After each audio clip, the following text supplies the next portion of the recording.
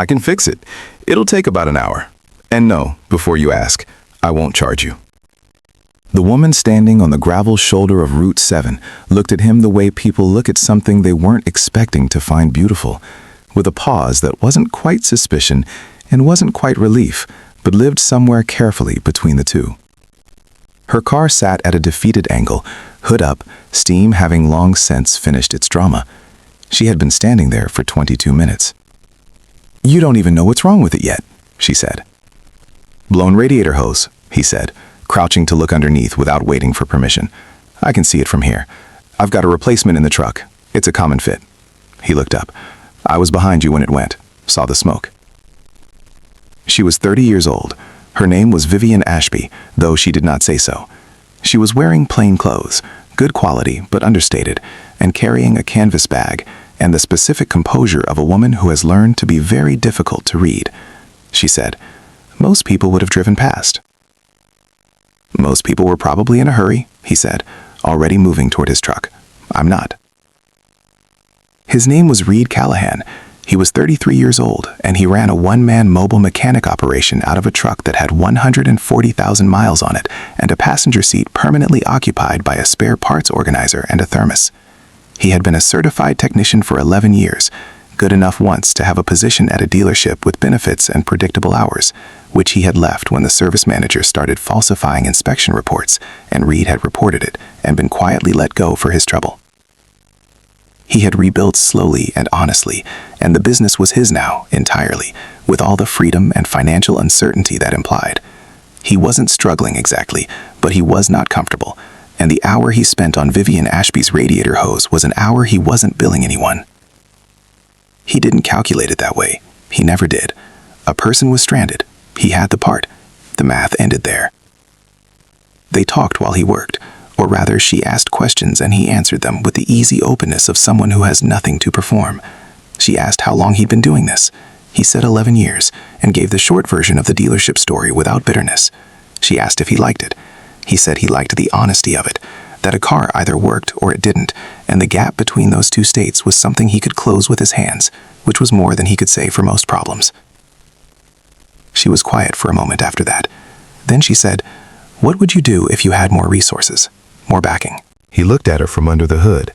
"Open a proffer shop, do fleet contracts, hire 2 good techs and pay them fairly." He paused. "Why?" "Curious," she said. He finished in 55 minutes, ran the engine, confirmed the fix, refused payment twice, the second time more firmly, with a gentle immovability of someone who has decided and doesn't need to be argued with. She drove away. He watched her go, then climbed into his truck and headed to his next call. He thought about the conversation once or twice over the following week. There had been something in her questions, a quality of attention that felt less like small talk and more like assessment, but he didn't pursue the thought. He had work to do. What Reed didn't know was that Vivian Ashby was the founder and CEO of Ashby Capital Partners, a private investment firm that had, over 8 years, funded 31 small businesses across 6 states. She was 30 years old and had built the firm after watching her father lose his own business to a partner who turned out to be dishonest, and the experience had given her a specific, finely tuned radar for the quality she valued above all others in people she backed: integrity under no obligation. She had learned that the truest test of character was not how people behaved when being observed or rewarded. It was how they behaved on a gravel shoulder with no audience and nothing to gain. She had not staged the breakdown. The radiator hose had failed genuinely, but she had noticed everything, and she had driven away with the settled conviction of someone who has found what they were looking for without going looking for it. She called her associate director of investments the following morning and asked her to find a mobile mechanic named Reed operating in the Route 7 corridor. It took 4 hours.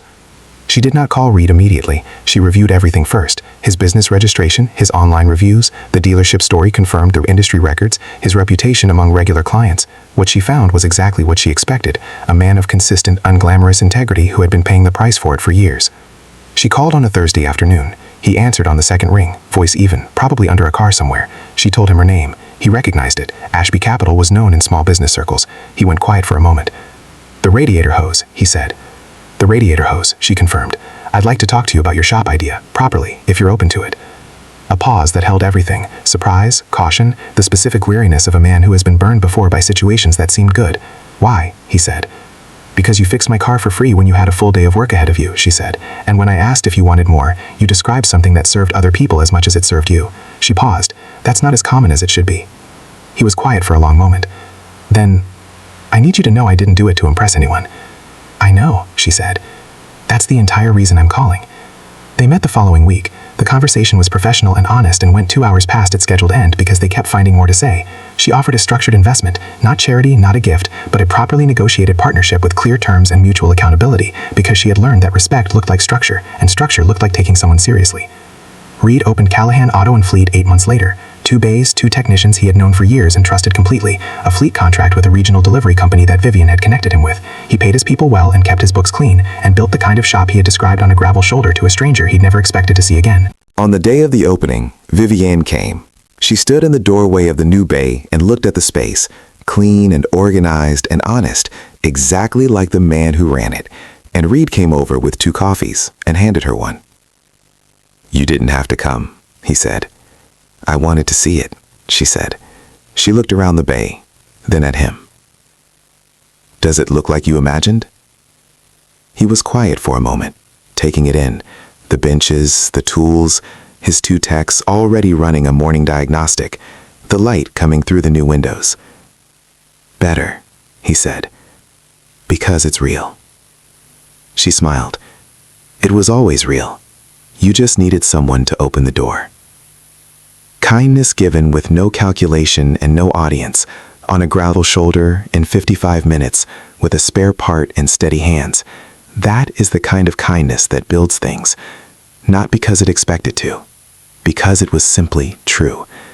And truth, offered freely to a world that has learned to look for it carefully, has a way of finding exactly the right hands to carry it forward. Do good work. Refuse payment when it matters. The rest finds its way. If this story touched your heart, please like, share, subscribe, and comment. Let's spread more stories of kindness and hope together.